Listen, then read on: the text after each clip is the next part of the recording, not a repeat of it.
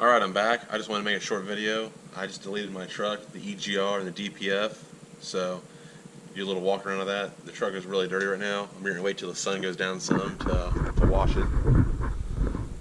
So I'll go ahead and pop the hood and show you what I did.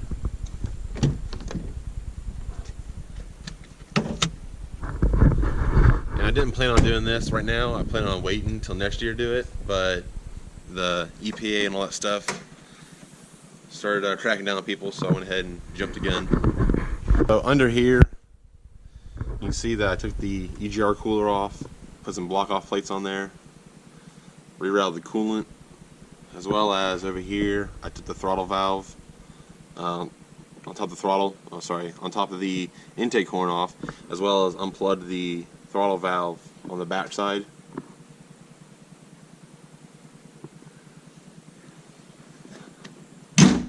And then as exhaust goes, I took the factory off, so back behind the wheel back here, you can't see right now, but took that off, all of this emission stuff here, as well as that exhaust tip I had with the 4-inch inlet. So here's all the old exhaust, the DPF, Calet, all that stuff is in here. So hopefully somebody can buy that.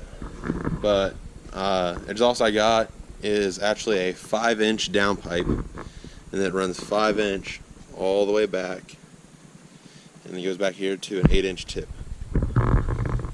So give a shot of that. So all the way up there,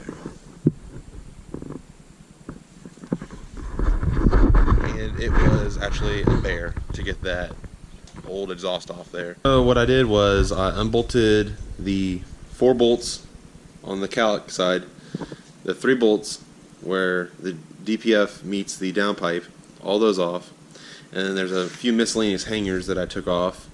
There's one on the cross member which I went ahead and left it off because my exhaust didn't call for it. Here it is. So this sits down there on top of the cross member. I believe it's either this way or this way. It sits down there. So took that off, as well as there's one against the frame that holds this DPF filter on there, and I just took the 2 bolts out of that. And out of everything, the hardest part out of all of this was literally those rubber hangers, and they were a pain in the ass to get off. I spent hours trying to get those off. So other than that, everything went pretty smoothly. Definitely under the hood, when you reach back there by the back of the valve cover, back there to get that exhaust bolts off for that EGR cooler, that was probably one of the other hardest parts, was just getting my hand back in there, which I have big hands, so just getting my hand to get back in there was not too easy. So, but managed to do that. It took some time, but got it off there. If you do this on your truck, I recommend having some sort of topside creeper or something, because you're going to be on top of the truck for a while. And I just sat on top of I just sat on the engine bay, which wasn't very comfortable. But if you're planning on doing this and you want to do it right and take your time, just get a topside creeper, just so you can be more relaxed and just take your time up there. That's all it is. Just take your time. You can do this. I'm not going to pay no shop to do this. I did it myself. I literally did it right here in the driveway. I had my dad help me with a few things. The downpipe where it clamps onto the turbo, that was definitely a 2-person job. That was completely horrible. That was about as bad as those hangers were. But it's pretty basic. You just reach up in there, you make sure all your stuff is disconnected off of your old factory exhaust. So just take your time, unclip them all. Don't get frustrated. So I did that, and then putting the new exhaust on was pretty simple. Other than that downpipe, everything else went smooth. So go ahead and fire it up. I do have it tuned. I have a single tune on it. It's an 80 horsepower tune, nothing crazy. Has transmission tuning. So I've put about 50 miles on it so far, and it seems like it drives a lot better. It's definitely a lot louder. I didn't anticipate it being.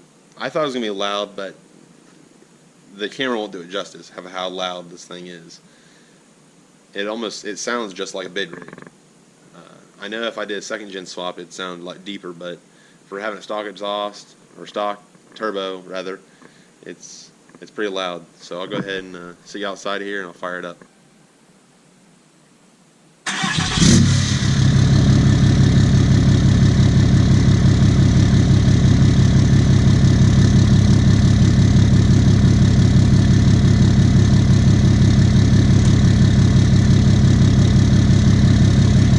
So it's pretty loud. I don't know how well you're gonna be able to hear me, but it's definitely pretty drony.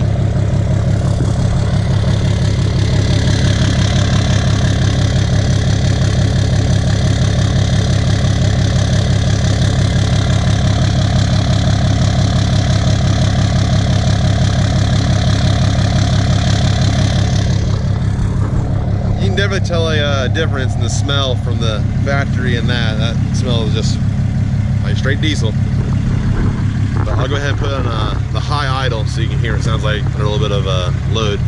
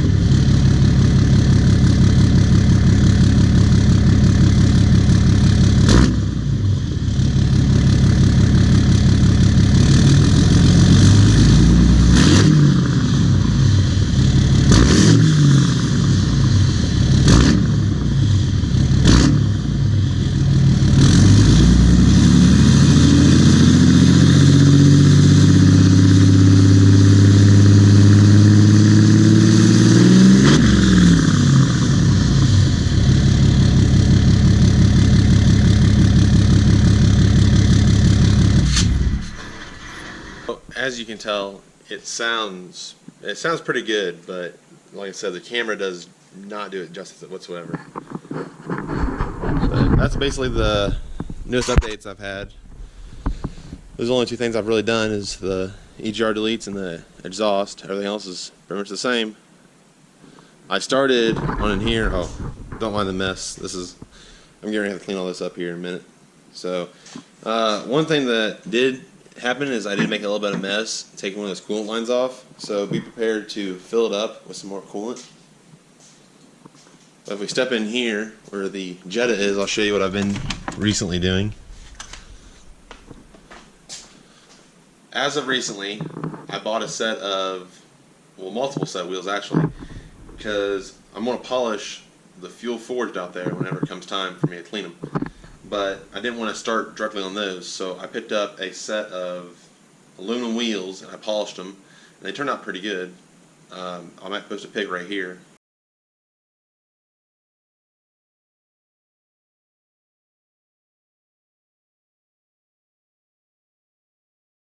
And then I bought another set, so they were about $120 was my first set. Then I bought all the stuff to polish them, and then I polished them, and then I sold them, and I got $200 back out of them. So that paid for most of the polishing stuff that I bought. And I actually bought a DeWalt DWP, I believe it's 849X polisher. And it's a variable speed. So I actually got that during Amazon Prime Day, and I paid like $50 for that. And it's normally like either from $150 to $200, I think, for that. But I got $50 brand new off Amazon from Prime Day.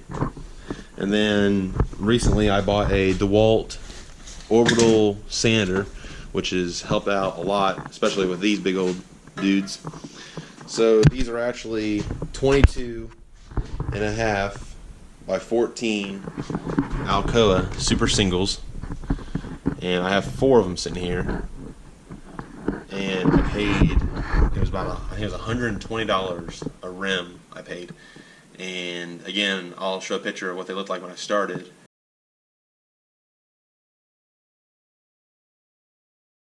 And this is with, after 600 grit sanded down. So I still have 1200 to go. but this is with 600 grit. And I actually started polishing one of them, and it didn't turn out like I thought it would. I can't remember which one it is, but I went over it with a different sander.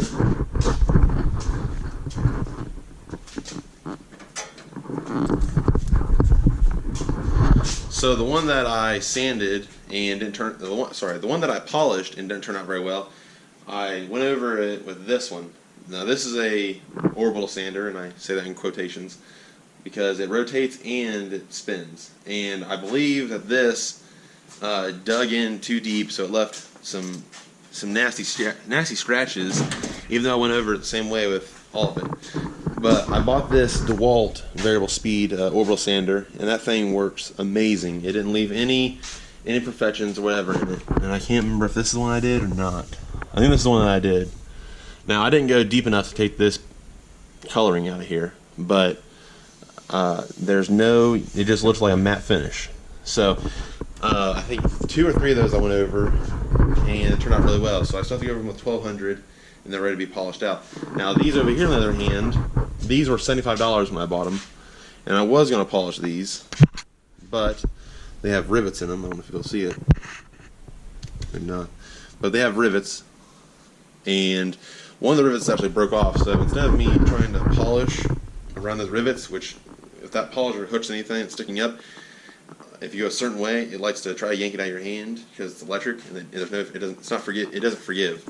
So I started sandblasting some of these, and I'm probably going to sandblast them. And one of these rivets right here is broke off. So I'm probably going to sand one of these rivets. I can't remember which one wheel it is, but I'm going to sand that down, and then I'm just going to paint them matte black, and then just put them for sale for cheap. So I paid $75 for them, and I'm going to probably put them for sale for maybe, I don't know, maybe 120 or something, because they're not dented and stuff. They're just they just need cleaned up some more, and then I'm just gonna sandblast them, paint them matte black. But that's what I've been working on mostly, is polishing those, just getting some practice in to polish those fuel forwards out there. The Jetta has no updates.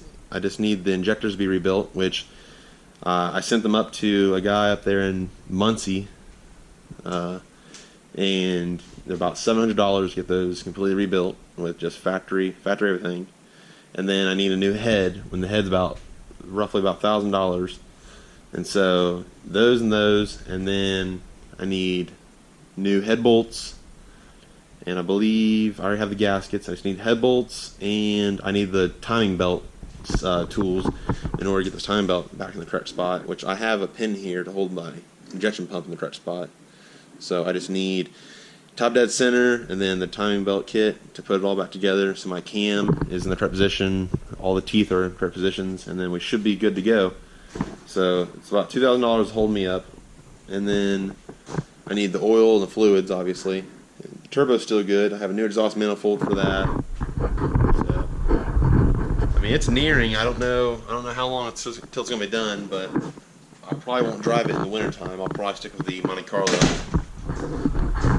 And whenever I did my exhaust, I did have to pull the spare tire off, which, I mean, the tire's like, I mean, it's literally brand new because it has the truck has 30,000 miles on it in 2 years. So